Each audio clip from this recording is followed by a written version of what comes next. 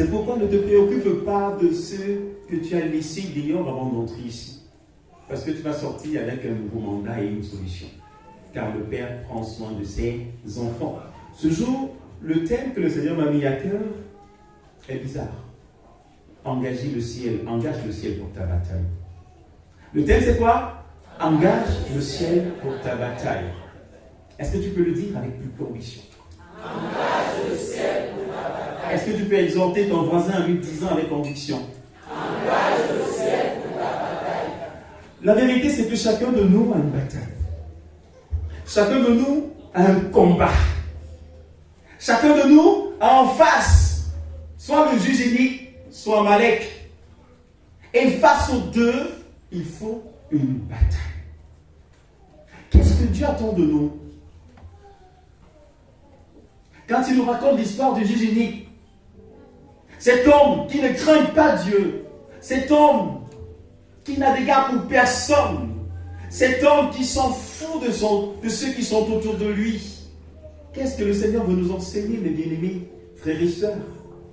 Veut-il nous dire que pour être exaucé, il faut, comme cette femme-là, déranger Dieu, ou alors le réveiller de son sommeil, aller secouer la robe du vieux père qui dort et lui dit, Seigneur, tu as trop dormi, aujourd'hui réveille-toi et gère mon cas. Puisque c'est ce que la veuve a fait. Elle allait importuner, elle allait déranger, et c'est suite à cette action qu'elle a reçu l'exaucement.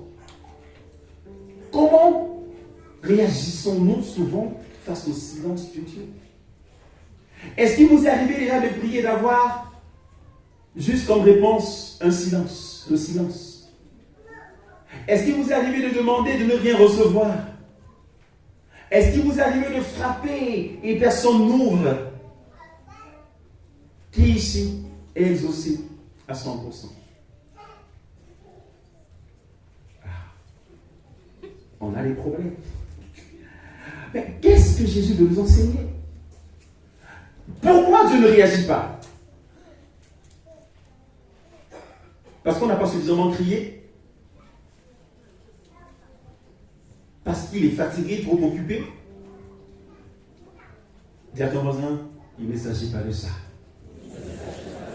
Vous voyez, bien aimé, à l'entente de notre texte, le Seigneur lui-même nous dit pourquoi il nous donne cette parabole. Le verset 18, chapitre 18, verset 1 dit, Jésus leur adressa une parabole pour leur montrer qu'il faut toujours prier et ne point se relâcher. Dis à ton voisin, il faut toujours prier et ne point se relâcher. Donc quand Jésus enseigne, c'est pour simplement enseigner, c'est quand il donne cette parabole. La parabole, c'est une histoire qui est basée sur les événements concrets de la vie, à partir de laquelle on peut tirer une instruction pour nous. Jésus nous donne donc cette parabole pour nous enseigner qu'il faut toujours prier et il ne faut point se relâcher. Pourquoi est-ce qu'on doit crier des fois pendant longtemps avant d'avoir le ciel qui s'ouvre? Dieu n'est pas silencieux. Est-ce que c'est quand on crie beaucoup qu'on touche le cœur de Dieu? Dites-moi un peu. Est-ce que c'est parce que vous pleurez beaucoup que Dieu vous donne ce que vous lui avez demandé? Qui pense ça? Dis à ton voisin, erreur. Ce n'est pas parce que tu as beaucoup prié que Dieu te donne, non. Avant même, il savait que tu devais pleurer. Donc il aurait pu te donner avant que tu ne commences à pleurer pour que tu ne pleures pas. Mais quel parent peut faire pleurer son enfant avant de lui donner le biberon? Vous faites souvent ça. Vous savez que l'enfant a faim, mais vous le laissez jusqu'à ce qu'il pleure avant de lui donner le lait. Qui fait ça ici? Heureusement qu'il n'y a personne. Vous pensez que Dieu doit faire ça? Dieu attend que tu pleures pour qu'il te donne ce dont tu as besoin. Dis à ton voisin, Dieu n'est pas injuste. Dieu n'est pas injuste. Dieu n'est pas le juge inique. Jésus ne compare pas notre Père au juge inique. Non, on croit que non, vraiment, il faut prier, il faut déranger pour être exaucé. Ce n'est pas de ça qu'il s'agit. De quoi s'agit-il? Demande à ton voisin de quoi s'agit-il. En fait, ce que Jésus veut simplement dire, c'est quoi? C'est qu'on doit toujours prier et ne pas se relâcher. Il veut montrer à quel point des hommes qui ne craignent pas Dieu, des hommes sans scrupules, peuvent réagir parce qu'ils sont agacés. Mais notre Dieu n'a pas besoin d'être agacé pour réagir. Dès lors que nous nous présentons devant le Père, son désir, c'est de nous combler. Vrai ou vrai? Dieu veut nous faire du bien. Mais des fois, Dieu reste silencieux. Pas parce qu'il attend que tu cries plus, mais parce qu'en criant, tu vas te découvrir. Parce qu'en criant, tu vas découvrir ton vrai besoin. Parce qu'en criant, tu vas découvrir tes vraies limites. Parce qu'en criant, tu vas te rapprocher de lui. Quand tu cries, quand tu pries avec persévérance, ce n'est pas pour changer Dieu, c'est pour te changer toi. Parce que Dieu sait qui tu es, il sait quel est ton besoin. Alors, tu te changes. Regardez un peu. Une femme vient vers Jésus. Elle crie, Jésus, Jésus, aie pitié de moi, ma fille est cruellement tourmentée par les démons. Ma fille est malade. Ma fille est malade. Jésus, Jésus. La Bible dit qu'elle a crié toute la matinée. Il n'a rien dit. Jésus est resté silencieux. Pour cette femme, le ciel était comme fermé. Et à sa place, vous aurez fait quoi? C'est pas souvent fâché, je serais fâché. Hein? Et maintenant, tu me mets juste. Depuis que j'écris, tu bénis seulement le voisin. Regarde même tel, il ne parle même pas à l'église. Lui, ça pas marche. Ma part, j'écris pourtant. Je prie tous les jours. Ma part ne marche pas. Hein, tel là, est comme ça. Son enfant est le concours. Ma part, tu sais comment elle est passée pour son enfant est le concours. Tu sais pourquoi ta part n'a pas eu. Alors quand tu vas crier dans la présence de Dieu, Dieu va t'enseigner. Amen. Elle crie, elle crie, elle crie. Jésus ne dit rien. Elle crie. Et les disciples sont fatigués. Ils disent, Jésus, toi aussi. Si tu ne veux pas donner ce qu'elle demande, au moins, demande qu'elle range. Évite qu'elle ne se fatigue en criant derrière nous, et nous, elle nous fatigue aussi. Jésus se tourne vers elle et lui dit quoi? Femme, je n'ai été envoyé que pour des brebis perdues de la maison d'Israël. Ah, c'est bizarre. Jésus dit quoi? Il n'est pas venu pour elle. Il est venu pour qui? Il n'est pas venu pour elle. Donc il y a des personnes pour qui Jésus est venu. C'est choquant, non? Elle aurait pu se fâcher, non? Mais elle continue. Elle dit, oh Seigneur, s'il te plaît, fils de David, aie pitié de moi. Jésus va plus loin. Il dit, il n'est pas bon de prendre le pain des enfants pour le jeter aux petits chiens. Quand on dit quoi maintenant? Que non, tu n'es même pas enfant, tu es petit chien. Et ce que j'ai, c'est le pain. Et le pain, je veux le donner aux enfants. Mais si c'est toi, je vais jeter. Et même jeter le pain aux petits chiens, ce n'est pas digne. Jésus dit que elle, sa fille, sa famille sont des chiens. Vous aurez réagi comment? Le ciel était couvert ou fermé? Pas de réponse de Jésus, pas de réponse favorable à sa prière. Mais quelle est son attitude? Elle continue. Elle continue à supplier. Elle descend maintenant. Et elle dit, Seigneur, même les petits chiens mangent les miettes qui tombent de la table.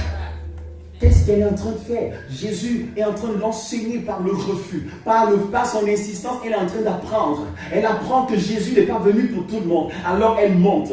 Elle apprend aussi qu'elle est dans la race des rejetés, des personnes. La Bible dit qu'il y a l'homme animal et l'homme spirituel. Elle apprend qu'elle est encore au stade des animaux. Alors qu'est-ce qu'elle fait? Elle dit, Seigneur, même comme animal, je veux me rattacher à ta grâce. Et qu'est-ce que Jésus fait par la suite? Il dit, ta foi est grande. Dans tout Israël, je n'ai pas trouvé une foi aussi grande que la tienne. Alors maintenant, va. Ta fille est guérie. Le refus de Dieu, ce n'était pas pour changer Jésus. Il savait ce qu'il allait faire. Son refus, son silence, c'était pour amener la vie à grandir. Mais aujourd'hui, est-ce que tu apprends quand le ciel est fermé? C'est pourquoi Jésus dit, priez sans relâche.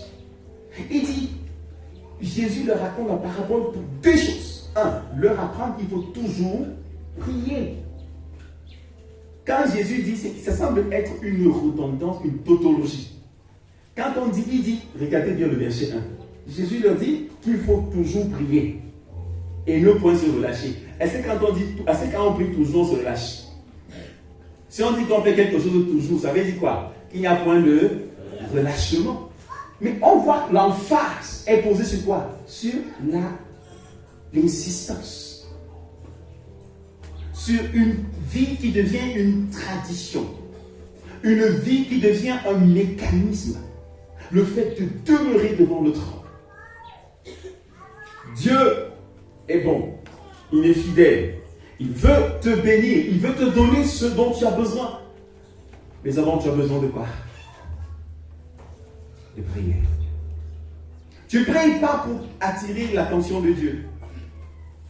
Tu pries comme un enfant qui va dans la présence de son Père. Avec la détermination que mon Père doit me dire quelque chose. Beaucoup de gens ne sont pas exaucés. Pourquoi? Parce qu'ils vont dans la présence de Dieu sans attente. Ils ont des besoins, mais ils n'ont pas des attentes. Est-ce qu'on comprend ça? Ils ont des besoins. Ils veulent se marier, mais ils n'attendent rien de Dieu. Ils vont comme faire une information à Dieu. Seigneur, vraiment, toi-même tu vois, tous mes camarades, mes copines sont mariées, et moi je ne suis pas marié. Et elle a fini la prière. Au nom de Jésus, Amen. Tu me dis quoi, Dieu? Mais Dieu veut que tu laisses là-bas pour qu'il te dise, ma fille, tu dois commencer par arrêter de coucher avec le gars là avant de te marier. Mais tu as fini ton information et tu es parti. Et après, tu vas retomber dans ta même vie de débauche. Et tu t'attends à ce que Dieu vienne te trouver dans la poubelle là-bas pour te parler. Dieu a attendu que le fils prodigue sorte de la poubelle pour lui parler. Dieu a attendu qu'il revienne à lui pour le bénir. Mais toi, tu restes là-bas. Tant que tu es avec les prostituées, tu ne recevras pas la bénédiction de Dieu. Tant que tu demeures avec les prostituées, il n'y aura pas de vokra. On ne tuera pas, on ne fera pas de fête en ton honneur au ciel. Mais tu viens d'aller dire, oh Seigneur, guéris-moi, guéris-moi, guéris-moi. Et c'est parti. Tu arrives là, le pasteur n'est pas là, qui te fâche. Il n'est jamais là, il n'est jamais là. C'est comme ça que tu parles de ton pasteur. Et les gens ici, là, suffit, le feu va descendre. Parce que vous êtes, c'est tellement irrévérencieux quand vous voyez comment on parle du pasteur. Et quand tu vas à l'hôpital, le médecin n'est pas là, tu fais comment? Parfois même l'attente là, c'est des semaines. Tu vas au programme, non, tu vas venir la semaine prochaine et tu es là. Tu viens à 6 heures, tu attends, parce que tu veux voir le médecin. Mais quand c'est le pasteur, ce n'est pas normal que le pasteur me fasse attendre. On se croit où? Notre manque de patience. Parfois, c'est dans cette attente-là que le Seigneur te parlera. Quand le pasteur n'est pas là, viens à l'église, va t'asseoir là-bas et tu écoutes Dieu. Une femme avait crié à Dieu, Seigneur, donne-moi l'enfant, Seigneur, donne-moi l'enfant. Elle n'avait pas d'enfant. Qu'est-ce qu'elle a finalement fait? Elle a dit à son mari, tu ne me donnes pas l'enfant, maintenant je te laisse en partie. Son mari a dit, tu vas me tuer. Oh. Et si tu commences là, ce n'est pas une histoire de position, de technique qui manque, parce que ta co-épouse, j'ai fait seulement simplement, elle a eu beaucoup d'enfants. Mais toi, je ne sais pas pourquoi. Je ne suis pas Dieu pour te donner des enfants. Et alors, elle est allée dans la présence de Dieu. Le prophète n'était pas là. Élie n'était pas là, mais elle allait dans le temple et elle s'est postée devant l'autel et elle a commencé à parler à Dieu. Seigneur, si tu me donnes un enfant, je te le consacre. Tu me donnes un enfant, je te le consacre. Et elle a, à force de demander l'enfant, Seigneur, donne-moi un enfant. Elle a compris que Dieu ne voulait pas lui donner un enfant, mais que Dieu voulait passer par elle pour avoir lui un enfant. Mais il fallait qu'elle reste devant l'autel pour comprendre que Dieu ne voulait pas donner un enfant, l'enfant de Anne, mais Dieu voulait prêter le ventre de Anne, emprunter le ventre de Anne pour mettre au monde un prophète, Samuel. Et quand elle est restée devant l'autel, elle a compris. Elle a dit à Dieu, Seigneur, donne-moi un enfant, je te le donne. Et bam, Dieu a dit, ok, maintenant tu comprends. Et Dieu a donné l'enfant. Apprenez à rester dans la présence de Dieu. Apprenez à prier jusqu'à ce que Dieu parle. Ce n'est pas de l'incrédulité, mais c'est chercher la face de Dieu. Il y a des cas où simplement on demande, on reçoit. Mais Jésus nous a enseigné 3 dimensions. Mais nous on se contente très souvent de la première dimension. Matthieu 7,7, demandez et on vous donnera. On oublie qu'il y a la suite, c'est quoi? C'est chercher. Quand tu demandes, on te reçoit, tu ne fais pas d'effort. Papa, je veux le pain. Il te donne. Maman, je veux l'argent de ma bouche. Elle te donne. Mais à un niveau, on te dit cherche. Toi-même, tu dois te lever. Tu dois parcourir, faire le tour. Tu dois chercher, fouiller, bêcher pour trouver. Il y a des endroits maintenant où on ne cherche plus, mais où on frappe, où on combat, où on bagarre. C'est la 3e dimension. Mais nous, on est là comme des enfants de cœur. Mais Dieu ne veut pas nous enseigner la page. Tout comme toi, tu ne veux pas en donner les tout à ton fils pour qu'il ne soit pas un enfant gâté et capricieux. Dieu ne va pas tout te donner simplement. Prouve que tu mérites. Qui ici donne toi ses enfants? Pourquoi vous ne donnez pas tout à vos enfants? Vous voulez leur enseigner que la vie n'est pas facile, non? Et qu'on ne doit pas recevoir tout ce qu'on demande. Vous voulez que Dieu vous donne tout? Pourtant, vous n'êtes même pas prêt à payer le prix. Dis à ton voisin, ta victoire dépend de ta bataille. Ta victoire, mon frère, ma soeur, la victoire est à portée de main. Tu dois engager le ciel pour ta bataille. Dieu est disposé pour te bénir. Alléluia. Dieu veut te faire du bien. Le problème, c'est quoi? C'est que trop souvent, tu n'affrontes pas Amalek. Dis à ton voisin, tu dois affronter Amalek. Tu dois affronter Amalek comme Moïse a affronté Amalek. Regardez, Moïse est le leader. Il va en guerre. Contre qui? Contre Amalek. Moïse conduit qui? Un peuple d'hommes qui n'ont pas été entraînés pour la guerre. Et ils font face à un peuple bien constitué, avec une armée redoutable et redoutée. Des personnes qui sont entraînées pour la guerre. Amalek vient faire face à Moïse. Moïse, quand il regarde, il sent que non, de manière asymétrique, son compte est réglé. Il ne peut rien faire face à Amalek. Qu'est-ce que Moïse fait? Moïse dit à Josué, son homme de main, fils, rassemble des hommes, ceux qui ont pu compter. Rassemble des hommes, ceux qui ont pu compter. Allez affronter Amalek de manière asymétrique. Allez en face. Et pendant que vous irez en face, moi, Moïse, Aaron et Hur, nous irons sur la montagne. Dis à ton voisin, ta victoire dépend de ce qui se passe sur la montagne. Ta victoire dépend de ce qui se passe sur ta montagne. Quand le gars monte avec les gars, qu'est-ce qu'il fait? Il lève les mains. Quelle est la position de tes mains? Quelle est la position de tes mains?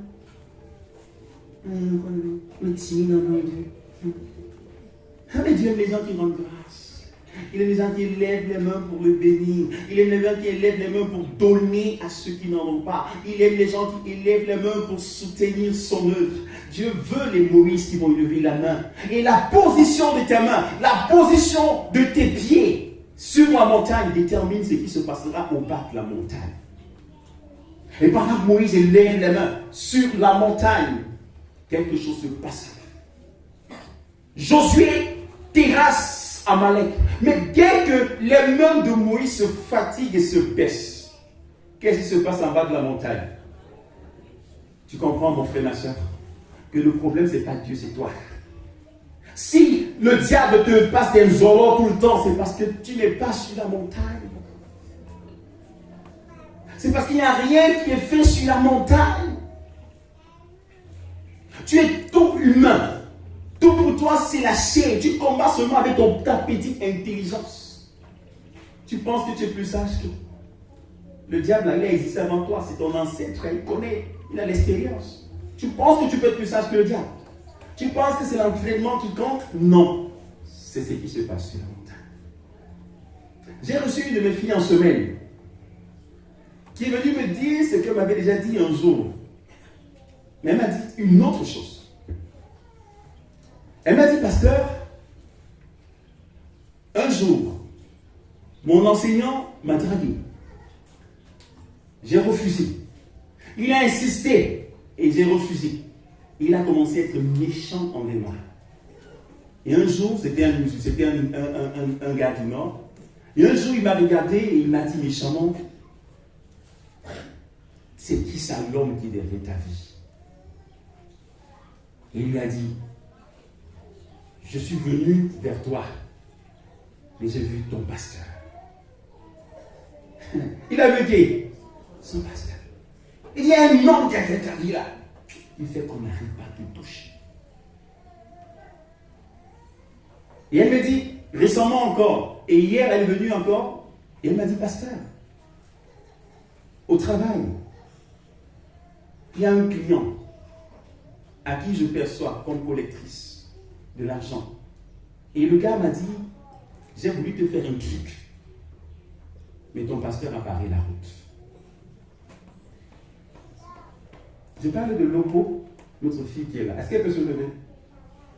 Lève-toi, ma fille. Oui, parce que ce n'était pas une confession. Le témoignage peut édifier les gens. Vous devez comprendre qu'en fait, il y a des batailles qui se gagnent, non pas physiquement. Est-ce qu'elle savait que le gars est venu? Est-ce qu'elle savait qu'il est venu la visiter la nuit? Mais qu'est-ce qu'il a fait? Dieu a utilisé qui? L'intercession de son pasteur pour stopper l'action du diable. Je dis pas des choses vraies. Elle est là. Il y a des batailles qui se gagnent dans le monde spirituel. Hier, dimanche passé, dans le cadre des élections, j'ai fait le culte à Loncac. Parce que je suis le président de la commission électorale de Loncac. Et quand je finis le culte, je suis avec le pasteur. Il y a un papa qui accourt et qui vient commence à dire, pasteur, pasteur. Il appelle son pasteur. Et lui dit, je voulais parler au pasteur qui est avec toi, mais en ta présence. Et le pasteur lui dit, tu veux parler de quoi? Et il dit, pasteur, voilà un serviteur de Dieu.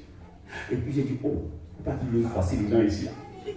Il dit, non, pasteur, j'étais au baptême de papa Emmanuel. Papa Emmanuel est là. Lève-toi, voilà papa Emmanuel. Vous l'avez vu? Merci papa Emmanuel. Il dit, j'étais au baptême de papa Emmanuel. Et quand tu as prêché, j'ai senti quelque chose monter à moi. Pendant quoi? Pas la prière, mais pendant la prédication. J'ai senti quelque chose qui montait à moi, et je n'arrivais plus à me contrôler. Et après, j'ai commencé à pleurer. Et à la fin de la prédication, tu as prié, les larmes coulaient, j'ai jamais ressenti ça. Il dit, et quand j'ai ressenti ça, après je me suis senti léger. Et il me dit, je venais de faire une dialyse. J'avais dialysé et je dialysais régulièrement. Et il nous a montré le trou par lequel on avait envoyé la sonde. Il dit, mais depuis ce jour, je mange normalement. Je fais tout normalement. Pourquoi? Papa Emmanuel t'a dit ça. Il t'a dit ça aussi. Et il m'a dit, pasteur, je viendrai encore bon pour témoigner.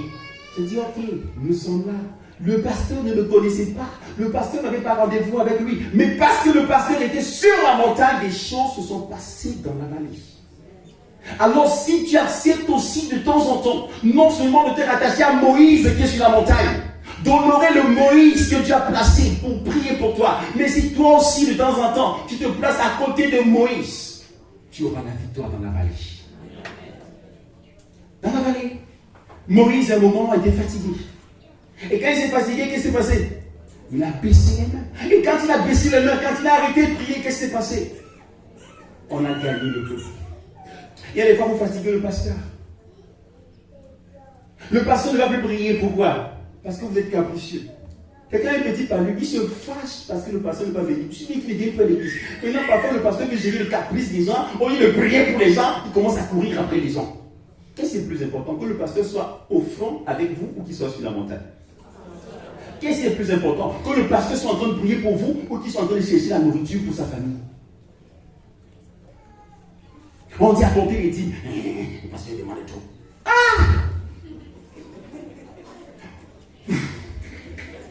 C'est vous qui allez prendre soin du pasteur. C'est lui qui prend soin de vos âmes. Il prie pour vous. Vous devez monter, chercher et venir lui donner pour qu'il ne parte pas chercher l'argent. Mais si ce n'est que chercher l'argent, je sais chercher l'argent. Je suis un bon électrotechnicien, je sais vous faire des installations. Et si je prends une journée pour faire ces installations, qui va prier pour vous?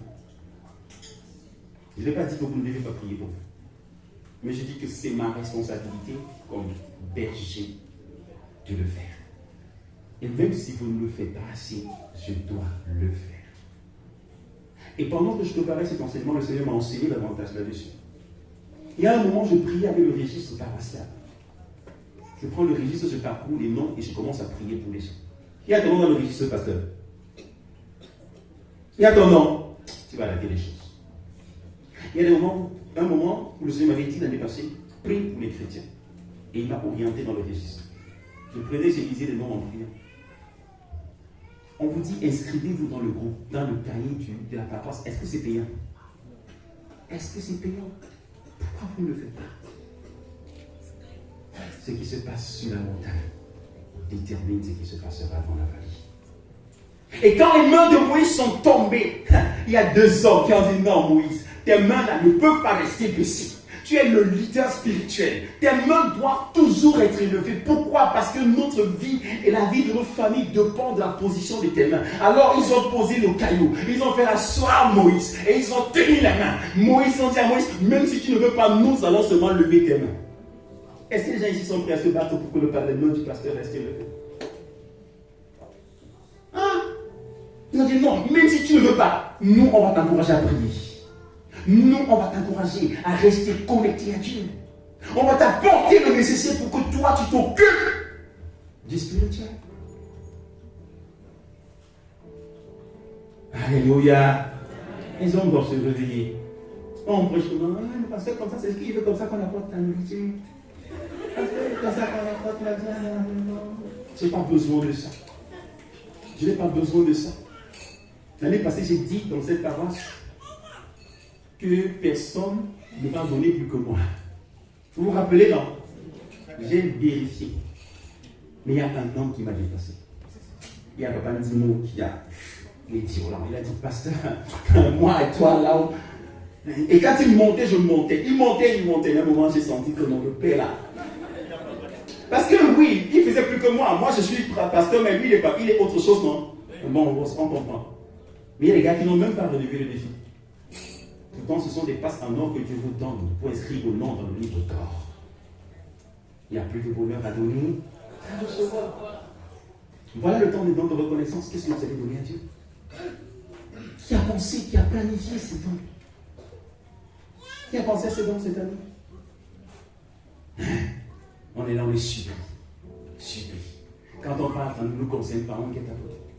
C'est fini, on est chanté. Pasteur, parle autre chose. On est venu pour prier. On ne peut pas entendre la prédication sur les dons. Comme si Dieu n'a rien fait pour nous. Dis à ton voisin, ingratitude. Dieu nous doit nous délivrer. Dieu doit nous délivrer. Vous voyez comment les hommes sont calculateurs, ils sont avares, ils sont cupides, ils sont méchants. Ils pensent à eux seulement, à eux, mais jamais à l'œuvre de Dieu. J'aime les hommes particuliers. J'ai rencontré un chrétien en semaine. Et il me dit, pasteur, quels sont les travaux qui manquent dans l'église? Parce que je veux qu'on intègre le temple. Je lui ai dit, bon, comme grands travaux, il y a le trébuchage, il y a les ouvertures, il y a l'électricité. Il me dit, pasteur, choisis une des grandes tâches que tu me donnes, je vais faire. Je lui ai dit, frère, fais le plus dur. Place les ouvertures et les portes. Il me dit, ok, j'envoie mon technicien. Et quand il m'a donné la facture que son technicien a donnée, j'ai eu la chair de poule. 2 400 000. Et il me dit, pasteur, je gère. Non, tu l'as acclamé mieux que ça. Arrête d'acclamer. Maintenant, fais aussi qu'on acclame pour toi. Fais aussi qu'on acclame pour toi tous les jours. Tu es là. Quand on va applaudir pour toi aussi. Hein? Tu es spectateur. Sache que les spectateurs n'ont rien. Ils crient, ils jubilent, mais ils rentrent sans rien dans la poche. C'est Édofis qui est sur le stade là. Qu'on acclame qui rentre avec la médaille. Donc si tu es content d'être des gens qu'on acclame, tu n'as rien fait. Les gens qui acclament, tu n'as rien fait. Tu dois être celui pour qui on acclame. Est-ce que quelqu'un est engagé pour qu'on acclame pour lui? Quelqu'un est engagé? Alors tu dois te démarquer par ton offrande. Vous n'avez pas qu'on parle de l'offrande. L'offrande est ce qui ouvre le ciel. Il n'y a pas que ça qui ouvre le ciel, mais c'est une des clés que Dieu utilise pour ouvrir le ciel. Dans Malachie chapitre 3, verset 10, il dit, apportez dans la maison du trésor des dîmes, des offrandes. Mettez-moi de la sorte à l'épreuve et vous verrez si je n'ouvre pour vous les portes du ciel. Qu'est-ce que Dieu prévoit pour ouvrir les portes? Qu'est-ce que Dieu veut voir? Il veut voir ton offrande. Pourquoi? Parce que là où est ton cœur, là aussi est ton trésor. Si ton argent est dans ta poche, ton cœur est dans ta poche. Si ton argent est à la banque, ton cœur est à la banque. Si ton argent est sur ta femme, ton cœur sera sur elle. Mais si ton argent est dans l'église, ton cœur est à l'église et en Dieu. Et les gens ne prient pas pour l'église, pourquoi? Parce que leur cœur, leur trésor est loin. Ils n'ont pas investi dans l'église. Chaque fois que tu investis quelque part, ton regard est là où tu as investi. Vrai ou vrai? Si tu mets tout ton argent ici, tu vas chercher à savoir comment, ce que ça a produit, comment ça se passe, et tu vas payer pour qu'on gère tout. Mais tu ne pries pas pour le pasteur, pourquoi? Tu n'as rien investi ici. Sur le plan spirituel, on doit faire attention à l'offrande, au sacrifice. Mais aujourd'hui, on ne parle pas de ça. J'ai fait cette virgule, cette parenthèse, parce qu'on est en train de parler des dons de reconnaissance, et c'est l'ouverture officielle des dons de reconnaissance. Aujourd'hui, ce que je dis, c'est que tu dois engager le ciel pour ta bataille, n'est-ce pas, pour ta victoire. Engager le ciel pour sa victoire, c'était quoi? C'est prier de manière continue, en cherchant continuellement la volonté de Dieu. Ce n'est pas seulement question de prier, mais de prier en demandant à Dieu, Seigneur, montre-moi. Montre-moi ce que je dois savoir. Montre-moi ce que je dois voir. Ainsi de suite, ainsi de suite. C'est ça, engager le ciel. Il y a un pasteur que j'aime beaucoup, Yonggi Cho. J'ai suivi une partie de son témoignage. Hier, j'ai écouté un message qu'il a écrit. Yonggi Cho, il a dit quelque part.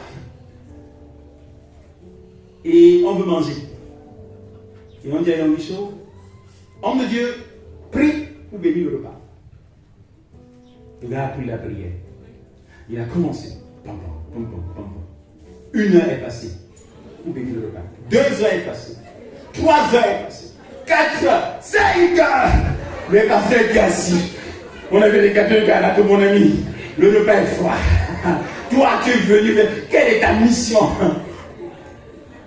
5 heures pour bénir le repas. Et à la fin, on dit à sa femme, Moumi, prie pour envoyer le peuple.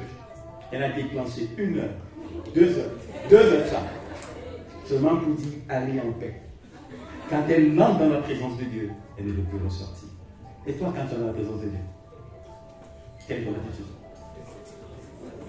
Tu cherches plutôt les occasions pour nous sortir.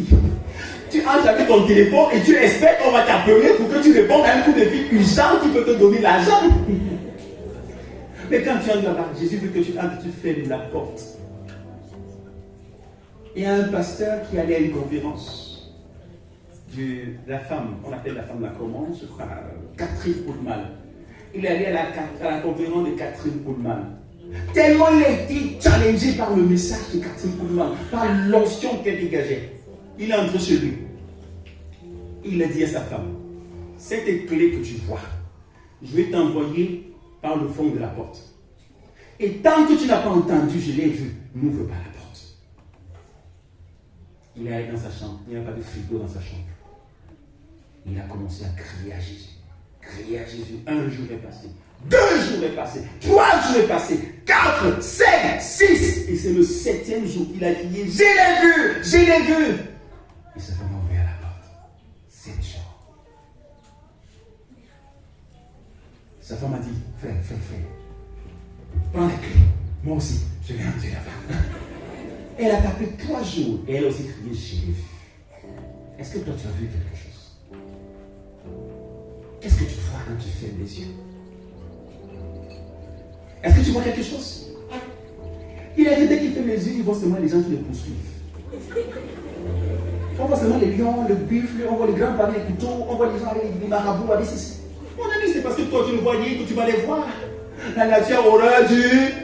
Et si tu vois constamment Jésus, ces gens-là ne se tiendront pas devant toi. Parce qu'aucun sorcier, aucun méchant ne peut se tenir dans l'assemblée des saints. Tu dois voir, tu dois rester dans la présence de Dieu. Et ils sont restés dans la présence de Dieu. Et Jésus dit, je leur ai fait ceci pour leur montrer qu'ils doivent toujours prier et ne point se relâcher. La première chose qui engage le ciel, c'est quoi? La persévérance dans la prière. C'est la prière dans laquelle tu recherches la volonté de Dieu. Élie est un homme endurant. Élie a prié pour qu'il ne pleuve pas. C'était facile. Il a fermé le ciel à une prière, une courte prière. Il a dit, à ma parole, vous ne verrez plus de pluie. Mais pour ouvrir le ciel, Il a fallu prier combien de fois? 7 fois. Le gars prie, on dit qu'il a plié son corps. Il a mis son corps, il a mis sa tête entre les jambes. Je ne sais pas comment il a fait pour que sa tête entre. Donc tellement le gars, Seigneur, Seigneur, je veux que le ciel s'ouvre. Père. Et il envoie son serviteur, va regarder le ciel ouvert, son serviteur dit qu'il n'y a rien. Il prie encore, oh Dieu, j'ai vu le ciel. Il a fait 7 fois et le ciel s'est ouvert. Daniel lisait simplement la parole. Et quand il lit la parole dans Daniel chapitre 9, il se rend compte que le temps que Dieu avait donné pour l'esclavage de son peuple était expiré. Mais son peuple était toujours esclave. Il fallait une voix qui se lève pour que la porte s'ouvre.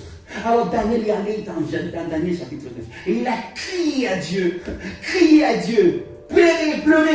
Il a pris, il n'a pas mangé pendant 10 jours. Et c'est pendant que Daniel est en train de jeûner et prier que Dieu lui montre qu'en fait il avait déjà envoyé un ange qui venait pour libérer. Mais en chemin, Satan a bloqué l'ange. Et maintenant, comme Daniel est en train de prier, Dieu dit, bon, maintenant que tu as pris conscience, que tu as pris à cœur mon projet, j'ouvre la porte. Et la porte s'est ouverte. Et le peuple a été libéré. Beaucoup de gens, beaucoup de vies sont gaspillées parce qu'il n'y a pas des gens qui prient avec persévérance. Beaucoup de vies sont gaspillées parce qu'il n'y a pas des gens qui comptent sur l'intervention du ciel. Ils comptent sur leur force, ils comptent sur la terre, ils comptent sur leur argent. Maudit soit celui qui met sa confiance en l'homme. Malheur à celui qui se confie en son argent. Dit la parole. Moïse a engagé le ciel pour la bataille, en allant sur la montagne et en levant les mains vers celui qui pouvait le délivrer. Le psalmiste dit, dans le psaume 123, « Je lève les yeux vers la montagne, d'où me viendra le secours. Le secours me vient de l'Éternel, qui a fait les cieux et la terre. Il ne pénétrera pas que ton pied chancelle. Celui qui te garde ne saurait ni d'or, celui qui garde Israël. Tu as un grand Dieu. Tu as un grand roi. Apprends à lever les yeux vers lui.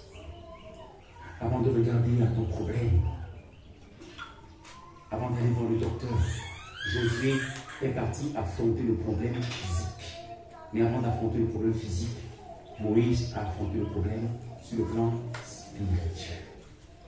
Avant de partir à l'hôpital, règle d'abord le compte de cela devant Dieu, dans la prière. Avant d'aller parler à ton mari, règle d'abord le problème devant Dieu, dans la prière. Engage le ciel pour la restauration de ton couple. Pourquoi est-ce que ton mari te frappe? Pourquoi est-ce qu'il ne te considère pas? Parce que tu viens avec la chaîne. Tu commences d'abord doucement.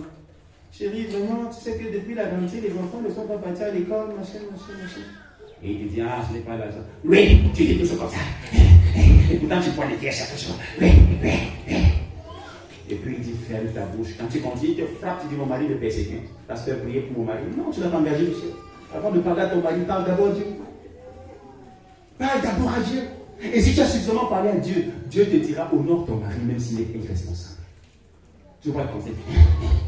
Parle encore. De toute façon, mais tu es. La parole de toi, tu cries. Tu appelles au secours. Pourtant, c'est toi qui as dit qu'il va te tuer. Mais laisse-il te tuer. Tu dois engager le ciel. Que le ciel parle en ta faveur ce matin. Et pour que le ciel parle en ta faveur, il faut que tu sois sur la montagne et que tu lèves ta main. Il faut que ta voix soit entendue de manière continue au ciel. Dis à ton voisin, engage le ciel pour ta bataille. La Bible dit que le ciel est rempli de la gloire de Dieu. La Bible dit que les anges sont assis dans la présence de Dieu et que Dieu envoie ses anges comme des messagers, comme des serviteurs pour soutenir ceux dont le cœur est tout entier incliné vers lui. Dieu a des messagers, il a des anges, il a des archanges qu'il envoie pour soutenir ceux dont le cœur est vers lui. Mais le problème c'est quoi? C'est que nos cœurs sont portés vers nos problèmes. Nous regardons plus à notre montagne qu'à celui qui est le Dieu de la montagne. Dieu veut être le Dieu de ta montagne. Alors quel que soit le problème que tu as, quelle que soit la puissance d'Amalek, tourne-toi vers celui qui est Dieu, qui a créé Amalek et la montagne. Et lui qui a le dernier mot enverra son armée combattre pour toi. Le secours me vient de l'Éternel qui a fait les cieux et la terre. Il ne permettra pas que mon pied, toute âme forgée contre toi sera sans effet. Et ce matin, je viens t'annoncer une bonne nouvelle. Parce que tu as entendu ce message. Si tu t'engages à le vivre, chaque fois qu'un homme s'attaquera à toi, comme Dieu a fait pour sa fille Lopo, le ciel répondra en ta faveur. Tu n'auras pas besoin de te battre. Tu auras juste besoin de garder le silence pour que l'Éternel combatte pour toi. Si tu gardes la parole de Dieu, si tu es fidèle, tu n'auras pas besoin de longues prières. Tu auras juste besoin de lever les mains. Et la grâce qui coule sur la vie de ton pasteur coulera dans ta vie. Et les guérisons, le mandat que le Seigneur lui a donné, t'accompagnera. Comme l'ami de papa Emmanuel qui a été guéri, sans imposition de main, sans prière spécifique, tu guériras de tes maladies. Tu as juste besoin de croire, de prier, de lever ta montagne, de te lever au-dessus de ta montagne pour élever ta main. Alors le Seigneur fera le reste. Que le Seigneur nous aide à mener le véritable combat, le bon combat de la foi. Et que nos montagnes partent en notre faveur. Que le Dieu de la montagne réponde pour nous dès ce jour. Que la grâce soit sur son dos. Et que le Dieu qui a anéanti Amalek anéantisse les ennemis de vos vies, qu'ils soient physiques ou spirituels. Que le Dieu qui a touché le cœur de ce juge unique, afin qu'il réponde, touche le cœur de tous ceux qui vous devaient quelque chose. Quel que soit ce qu'ils vous devaient, que ce soit l'argent, que ce soit l'honneur, que ce soit l'amour et le respect, que le Seigneur touche leur cœur, comme il a touché le cœur de ce juge unique, afin que ces personnes vous donnent ce que vous méritez et ce qui vous revient de Dieu. Que l'Éternel vous fasse justice. Jésus a fini la parabole par une note triste. Il a fini en leur disant Dieu fera au-delà parce qu'il n'est pas un juge unique. Mais après il a conclu en disant quand le Fils de l'homme viendra sur la terre, trouvera-t-il encore la foi? Le problème des hommes c'est quoi? C'est le manque de foi. C'est ce qui fait qu'on soit là. Alors, croyez en Jésus. Croyez qu'il est ce qu'il dit qu'il est. Croyez qu'il ne change pas. Et sa parole s'accomplira pour vous. Ses promesses s'accompliront pour vous. Que le Seigneur vous bénisse. Que le Seigneur ouvre le ciel et qu'il anéantisse les géants de vos vies. Que le Seigneur vous donne de retrouver votre dignité, qu'il vous donne ce que vous avez voulu, qu'il rende justice dans vos vies. Au nom de Jésus. Amen. Amen, amen, amen.